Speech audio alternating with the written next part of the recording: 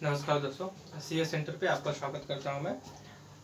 ये अभी हमने एक वीडियो बनाया था और उसमें बैलेंस ऑफ पेमेंट और बैलेंस ऑफ ट्रेड के बारे में बात किया था। और अब हम इसको बैलेंस ऑफ पेमेंट को थोड़ा सा डिटेल में जानने की कोशिश करेंगे कि इसमें एक्चुअली क्या क्या चीज़ें होती हैं, क्योंकि क्वेश्चन बहुत बार पूछता है। एक बार यूपीएससी एक बार क्या कई बार पूछा हुआ था बैलेंस ऑफ पेमेंट में। दो अकाउंट होते हैं, एक कैपिटल होता है, एक करेंट होता है। तो उसमें उसने पूछा हुआ था कि अभी कौन सा ग्रुप करंट अकाउंट में, कौन सा जो कि कैपिटल अकाउंट में आता है। सपोज करिए कि अगर कोई इंडियन सिटीजन है और जा कर के आप अमेरिका या कोई और अब्रॉड में, विदेश में जो है कि कोई मल्टीनेशनल कंपनी में जो है कि जॉब कर रहा है, तो अगर वो अपना कमाई हुई जो रकम है अगर इंडिया में भेजता है तो उसको बैलेंस ऑफ पेमेंट के कौन से अकाउंट में रखा जाएगा, कैपिटल अकाउंट में या करंट अकाउंट में, राइट। और अगर आप ध्यान से देखें दो तरह के अकाउंट्स होते हैं, इसमें एक कैपिटल होता है और एक करंट होता है। तो इसमें आपको कैपिटल क्या होता है, पूंजी होती है अगर वो भेजता है, तो यहाँ पे ऑफ कोर्स जो कि इसमें आया था। और एक क्वेश्चन पूछा हुआ था अगर एफडीआई, हमेशा फॉरेन डायरेक्ट इन्वेस्टमेंट या फॉरेन पोर्टफोलियो इन्वेस्टमेंट या पी नोट, ये सब और डे बाय डे जब हम लेक्चर लेंगे तो उसमें आगे बढ़ते चलेंगे। हम ये देखेंगे पी नोट्स क्या होता है, पार्टिसिपेटरी नोट्स, एफपीआई क्या होती है, एफडीआई क्या होता है। ये फिलहाल के लिए यहाँ पे जो फोकस है वो केवल यहाँ पे इस पॉइंट ऑफ व्यू से है कि क्या बैलेंस ऑफ पेमेंट में क्या क्या आता है, कैसे आता है और उसको हम कैसे कैलकुलेशन करते हैं। तो कभी कभी ये भी सुनते हैं कि करंट अकाउंट डेफिसिट होती है, करंट अकाउंट डेफिसिट होता था। हालांकि इंडिया में कैपिटल अकाउंट डेफिसिट बहुत कम देखने को मिलता है, और लेकिन कैपिटल अकाउंट की बजाय करंट अकाउंट में देखें तो ये हमेशा ऑलमोस्ट जीडीपी का ऑलमोस्ट 1/3 जो कि डेफिसिट में ही होता है। ऐसा क्यों होता है हम अभी डिस्कस कर रहे हैं।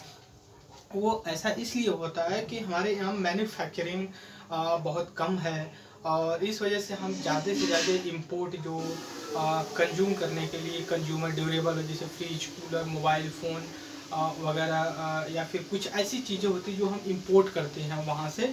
तो इंडिया मैन्युफैक्चरिंग तो ऑफ कोर्स ऐसा होगा कि हम, जाहिर सी बात है कि हमारा जो होगा। लेकिन करंट अकाउंट में भी दो तरह के अकाउंट्स होते हैं, एक विजिबल अकाउंट होता है और एक इनविजिबल अकाउंट होता है।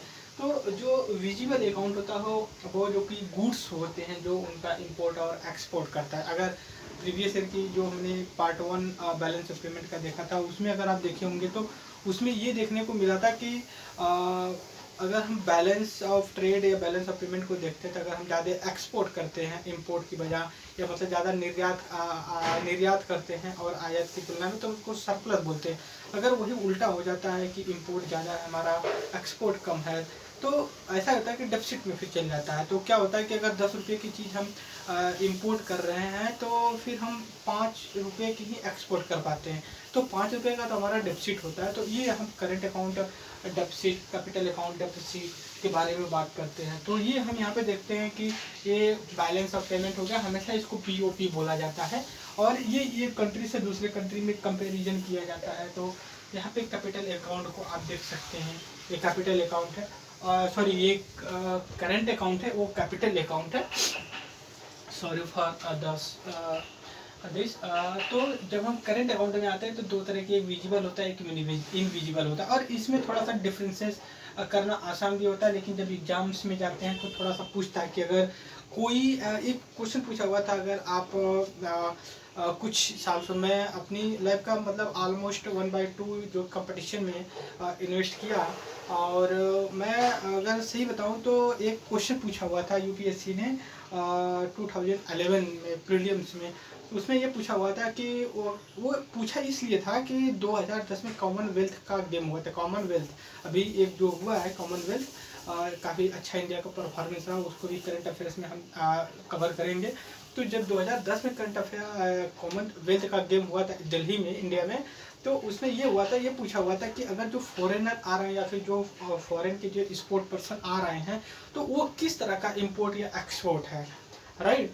तो वो हम सर्विस को एक्सपोर्ट कर रहे थे, तो जाहिर सी बात है वो इनविजिबल अकाउंट में, यहाँ पे देख सकते हैं सर्विस है, तो वो इनविजिबल अकाउंट में सर्विस एक्सपोर्ट करना होता है। तो इस तरह के क्वेश्चन पूछते हैं। अगर कॉन्सेप्ट आपको क्लियर है कि सर्विस अकाउंट क्या होता है, service account in the sense कि आप इनविजिबल बोल सकते हैं, उसको कहीं कर सकते हैं, मैं टीचिंग कर रहा हूँ, कोई सॉफ्टवेयर कंपनी में कोई जाकर के काम कर रहा है, तो वो सब जो कि इनविजिबल सर्विस सेक्टर में आता है। ट्रांसपोर्टेशन का आप देख सकते हैं, टू इनकम का होती है, टूरिज्म भी जो कि इनविजिबल में आता है। लेकिन जब हम गुड्स की बात करते हैं, जैसे मशीन हो गया, गेहूँ चावल, जैसे कि इंडिया एक्सपोर्ट कर रहा है अफगानिस्तान को बहुत सारा वीट, और तो ये ऐसा बात आती है, तो उसको हम जो कि विजिबल और इनविजिबल में डिवाइड करते हैं। इंपोर्ट एक्सपोर्ट हो गया, फिर यहाँ पे विजिबल सर्विस का हो गया। अब इस पे आते हैं कैपिटल अकाउंट में आते हैं, तो इसमें कई तरह के होते हैं। इसमें मतलब कि पैसों का लेन देन डायरेक्ट होता है। जैसे मान लीजिए कि हमें पैसे की कमी है, तो यूएस डॉलर को ले लिए, राइट, यूएस डॉलर को लेकर के रखे हैं,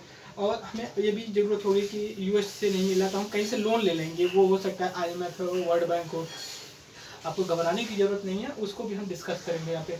तो यहाँ पे देख सकते हैं एक्सटर्नल, ईसीबी का मतलब एक्सटर्नल कमर्शियल बोरोविंग, मतलब ये कि आप कॉमर्स के लिए बोरो कर रहे हैं, उधार ले रहे हैं वहाँ पे, या फिर किसी से डेप्ट ले रहे हैं शॉर्ट टर्म के लिए, लॉन्ग टर्म के। शॉर्ट टर्म का मतलब लॉन्ग टर्म का उनका टाइम पीरियड के हिसाब से होता है। किसी का 1 साल के लिए, 1 साल से कम के लिए जो होता है वो किसी के लिए शॉर्ट टर्म का हो जाता है, किसी का 3 साल से कम के लिए होता है, तो उसका जो है कि शॉर्ट टर्म के लिए हो जाता है। तो ये होगा।